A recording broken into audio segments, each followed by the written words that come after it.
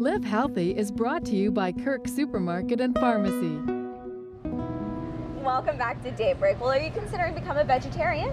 Well, it takes more than just eliminating meat from your diet, and Andrea Hill is here, and she's going to guide us on how to keep everything in balance, even when you're eliminating something. Andrea, thank you for being here. Yeah, thanks again for coming by to Kirk's.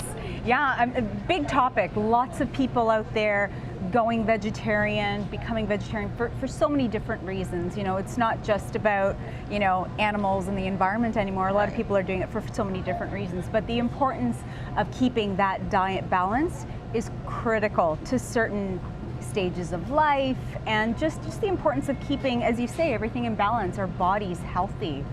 Well, one of the things that we get from our meat is our protein. Right. So when we eliminate that from our diet, sometimes we eliminate the protein. So what can we do to keep that in our diet? Right. Well, when you talk about protein in foods, I mean, our main source of protein that if you're not a vegetarian, or, you know, your chicken, your red meats, and so on. And protein is going to give you zinc, it's going to give you iron, it's going to give you vitamin B12. So when that goes away, we need to delve into our plant sources of these minerals and vitamins to do that. And on this side over here, this is our sort of protein category, right? Where you can see I've got things like tofu, so anything made from soy, in other words. Soy is actually the only plant source out there that is fortified with B12. Oh. So all of these other sources here, your nut butters, lentils, chickpeas, yogurt, none of these have B12 in them unless they were actually added back. Right. So this is the natural source. This is the natural source for that. And then we have iron, and then, like I said, we also have zinc. So you're going to get zinc in a lot of our plant sources, like lentils I have here. I've got cannellini beans, but this could be chickpeas, black beans, red beans, all of these things. I think the important thing is when people think about vegetarian meals, like a pasta meal, for example, you know, we have pasta with tomato sauce on it, and we would call that a vegetarian meal. But me, you know, as a nutritionist, okay, sure, that doesn't have any meat in it, so we can call it a vegetarian meal.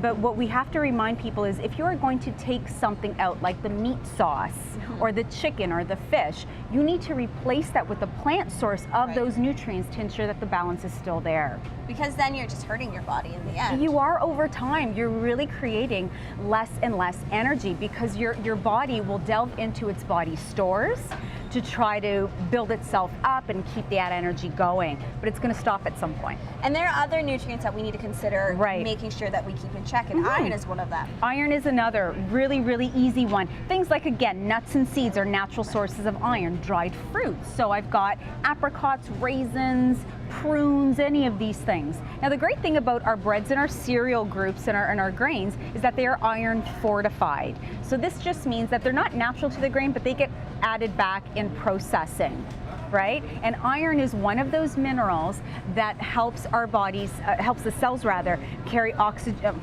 helps the blood become oxygenated so that it can feed the cells.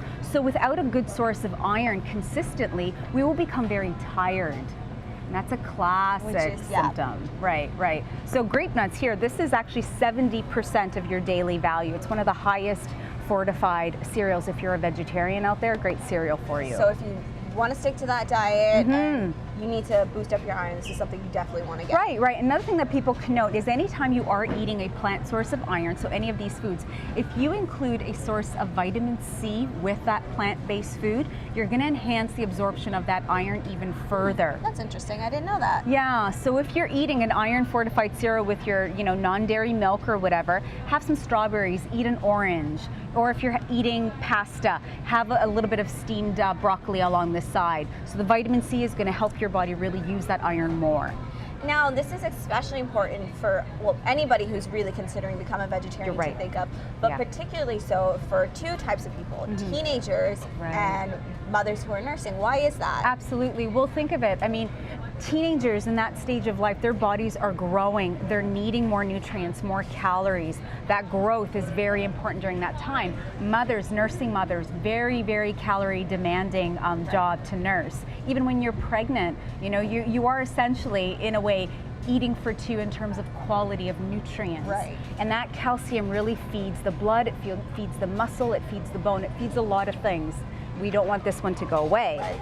So I've got soy here because again, it is the B12 source. And then we also have rice milk. You want to make sure that these are just calcium fortified. Okay. You turn it, you make sure that when it comes down to calcium that you're getting at least 30% of the daily value. That's going to tell you that it's neck and neck with like a glass of cow's milk, same amount of milligrams of calcium per day.